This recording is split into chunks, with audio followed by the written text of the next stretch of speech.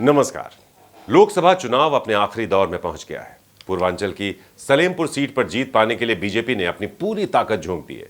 यहां एक जनसभा को संबोधित करने के लिए यूपी के डिप्टी सीएम केशव प्रसाद मौर्य पहुंचे। मौर्य ने बड़ा बयान देते हुए कहा कि तीसरी बार मोदी सरकार बनने दीजिए, पाकिस्तान के कब्जे वाले कश्मीर पर भी तिरंगा फहराएगा। सलेमपुर में सियासी रण सज चुका है। यहाँ की जनता 1 जून को अपना सांसद चुनेगी।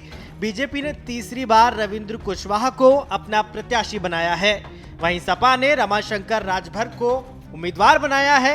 अकेले लोकसभा चुनाव लड़ रही बीएसपी ने भीम राजभर को अपना प्रत्याशी बनाया है। बीजेपी इस सीट पर जीत की हैट्रिक लगाने की कोशिश कर रही है। इसी के चलते यूपी के डिप्टी सीएम केशव प्रसाद मौर्य सलेमपुर में बीजेपी प्रत्याशी के समर्थन में सभा करने पहुंचे। इस मौके पर मौर्य ने विपक्ष पर जमकर निशाना साधा।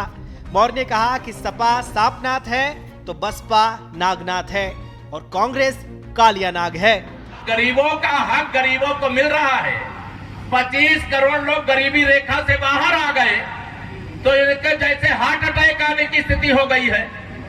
लेकिन इनको पता नहीं। मैं बताना चाहता हूं सपा बसपा कांग्रेस के लोगों कान खोल करके सुन लो। हमारे उत्तर प्रदेश की महान जनता ने, देश की जनता, देश में तो सपा बसपा है नहीं, कांग्रेस है। ये सपा बसपा कांग्रेस तीनों को आईसीयू में भेज देने का काम आप लोगों ने किया है।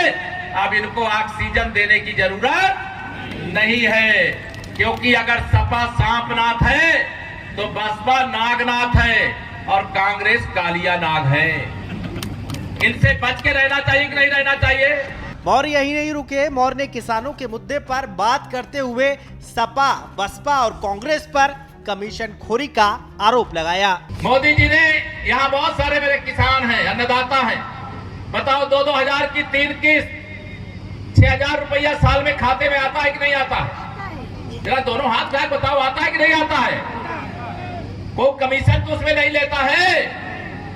ये सपा बसपा कांग्रेस वाले कमीशन खोर हैं, दलाल हैं, भ्रष्टाचारी हैं। जब इनकी सरकार थी, याद करो तमाम यहाँ बलिया, तो मैं कहता हूँ उत्तर प्रदेश की राजधानी निश्चित तौर से लखनऊ में है, लेकिन राजनीतिक राजधानी के ऊपर सीखेगा तो बलिया होने चाहिए। मौर्य ने मंच से सपा पर तंज कसते हुए कहा कि 4 जून को 400 पार होते ही सपा की साइकिल को पार्सल करना है।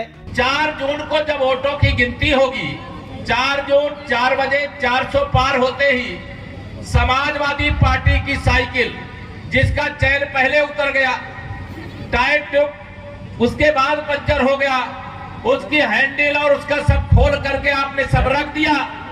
आपकी केवल 2024 में उसको पार्सल करना है। श्री अखिलेश यादव जी को पैकिंग करके कर दोगे। केशव प्रसाद ने बड़ा बयान देते हुए कहा कि तीसरी बार सरकार बनने दीजिए, पाकिस्तान के कब्जे वाले कश्मीर में भी तिरंगा फहराएगा।